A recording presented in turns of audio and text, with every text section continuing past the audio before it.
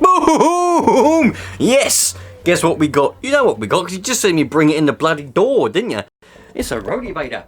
Now this is a Flymo Rotavator, and this hopefully is going to be, well, I don't know yet. I've told you many times, I've probably told you in the video where I picked this up from Mr. Colin, and if you don't know him, there'll be a video, there'll be a description to his channel in, a link to his channel in the description. And yeah, nice old chap. Had a good old chat when I went down to meet him. Picked this up. So the plan is to take off the coil and use the coil on the other Rotavator that I've got. But I can't show you that at the minute because I haven't got it. The Rotavator, that's my dad's, it's been passed around from person to person to try and get it going, and they haven't been able to do it for some reason. The idiot bloke over the road from him, he gave it to fix. He took it apart and put it in water, in a box of water, and it all went rusty. So the coil ain't no good now. It's all been put back together.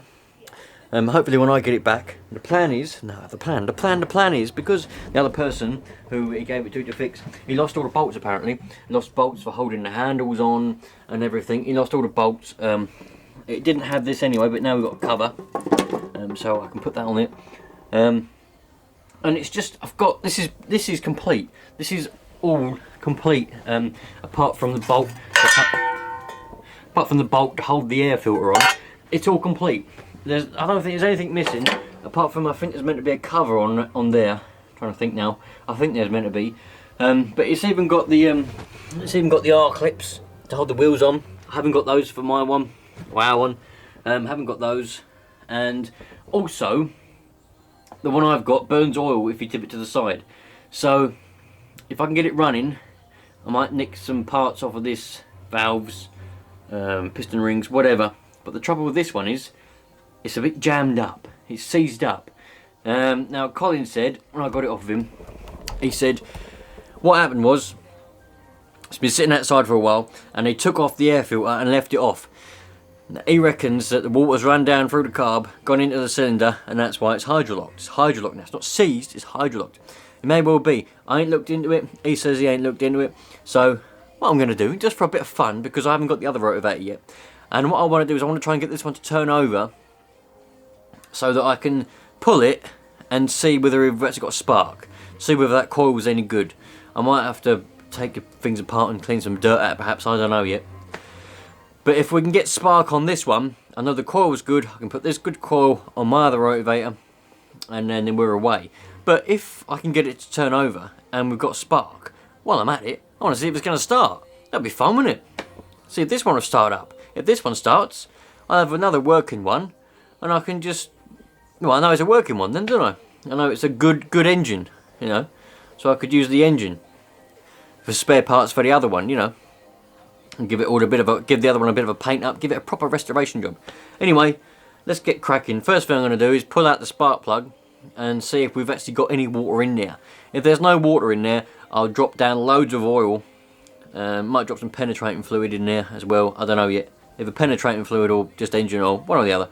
I'll put oil in there, let it seep in around the rings, let the piston free up, and hopefully we'll better pull it over then. But first of all, let's see if we've got any water in there. Can you hear that wind out there? We're supposed to have not hurricane, bloody hell, I hope it ain't a hurricane.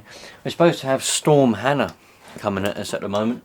I believe all Ireland and Wales are all fucked, they've all been blown over or whatever they've happened.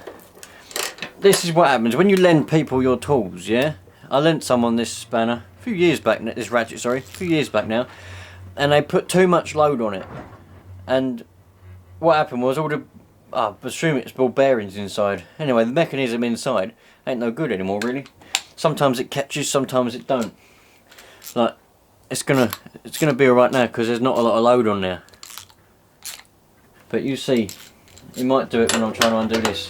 It skips all the time. Yeah, skipping all the time. Sometimes you'll be trying to undo a nut and you go and you whack your hand.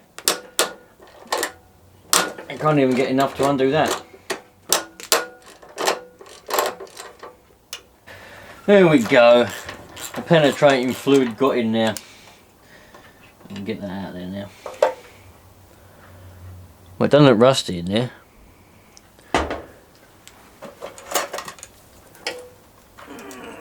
Nah, I don't think there's any water in there. If there was, that'd be able to go over. Let's put a load of this in there and see what happens. I'll fill it up. I'll let that all seep in. It's penetrating oil, rust releasing penetrating oil. That is, so that should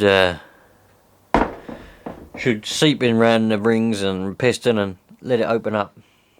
Assuming that it didn't seize up because it was out of oil, could be a bit more damage then, but if it seized up just from rust, then hopefully we'll get it through it free. Anyway, we'll see how it goes. So these are pretty cool, these old rotavators. I like these. Very nice. Briggs and Stratton. So I've got to put the old oil in there. Hopefully that'll free that up. We got read instruction book before starting engine. Crankcase oil, use oil labelled SC, SD, SE or SF. In summer use SAE 30, in winter use SAE 520. Air cleaner. Care. Clean and re-oil foam element. 4-cycle engine, Briggs & Stratton. Milwaukee, Wisconsin, USA, 3 horsepower at 3,600 RPM, 127 cc. Lovely. Yeah, I wonder what it's like in that petrol.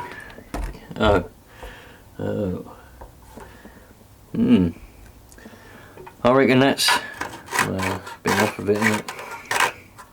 Choke work? Nope. Choke's solid.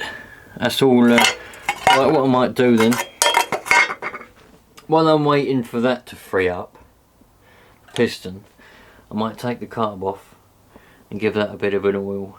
Actually, no, I'm not going to take it off. What am I on about? I ain't going to take it off. I'm going to put oil on the choke. Hopefully that will free up a bit. And just the throttle work. Nope. Alright, throttle's jammed up as well. I'll just oil it all. And hopefully that will free up. Anyway, it's going to be a few hours.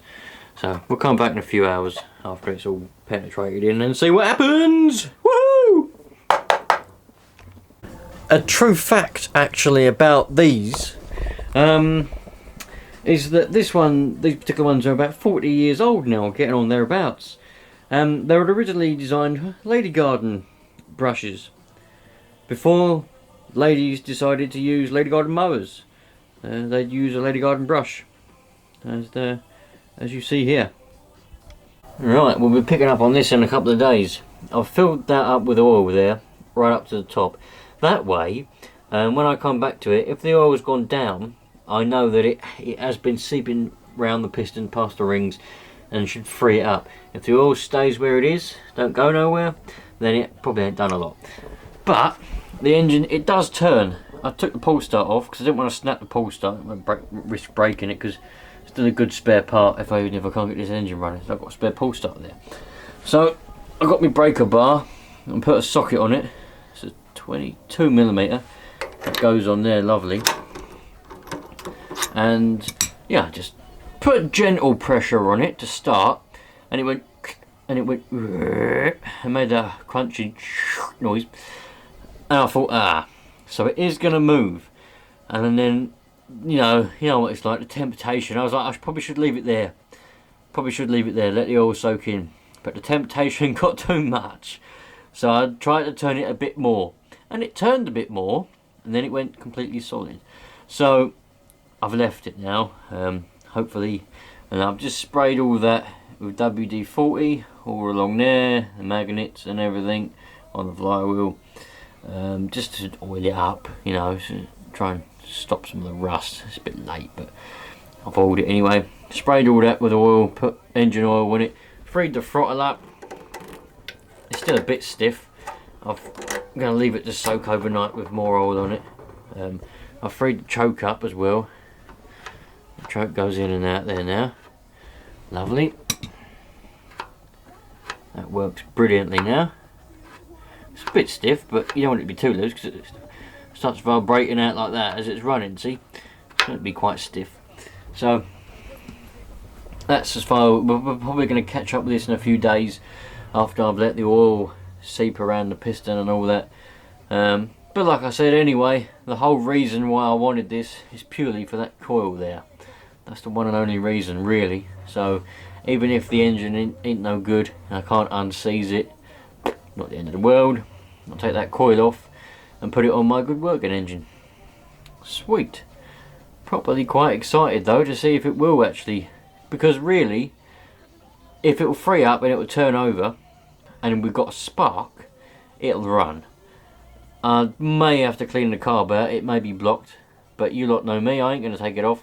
If it'll run as it is, it's staying as it is. I don't take things off and clean them for no reason. So anyway, we'll catch up in a few days, see how it goes. Okay then, so it's what is it? It's nearly a week. It's Thursday night now, Thursday evening now, and obviously I picked this up on the Saturday just gone, and that's when I put the oil down it. And it has gone down. The oil has gone down. It was right at the top as you lot saw, and now it's gone down. So don't know if it's going to turn over yet. I'm going to put the bar back on it and see if we can get it to turn over. If it's not, I've got one more trick up my sleeve. I know I could get it unseized by taking it apart, but that's not. I'm just trying to, just for fun. But anyway, before I do that, right, my 24mm socket, for some reason it won't. It goes on here, but it's not gripping now. I don't know why. So I put the pull start back on, but it still won't turn. The thing is, it won't go backwards either. So I wonder if it's something to do with the little thing in there. We'll have a look. We'll have a look and see if we can get it to go. Hang on. Right, so the main reason I want this is for that coil there. So I don't want to damage that. But I've got a pair of mold grips on there. I managed to make it turn a bit, but it's not what it should be. It won't turn over. So I'm just trying to heat it up a little bit. Like I said, I'm not trying mega hard to get this to be unseized.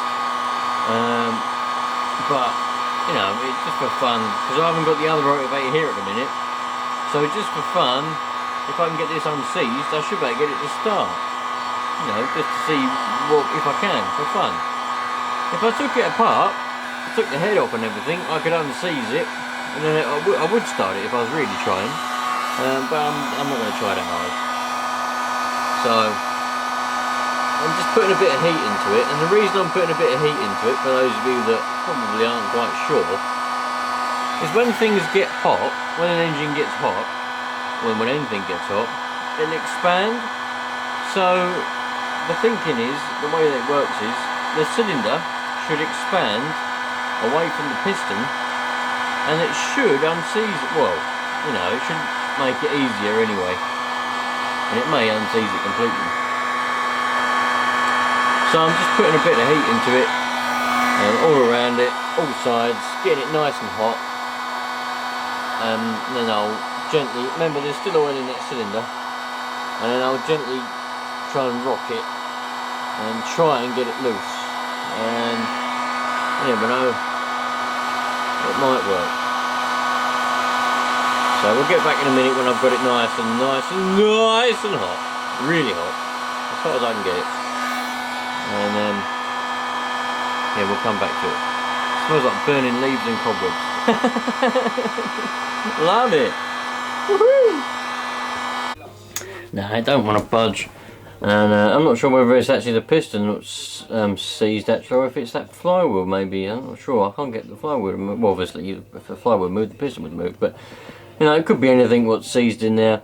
But I may end up taking this apart to salvage other parts off of it, or I may not, but I definitely need that coil for the other one. So when I'm taking that coil off, I might, if I feel like it, well, I probably will, because you know what I'm like, curiosity always killed the cat.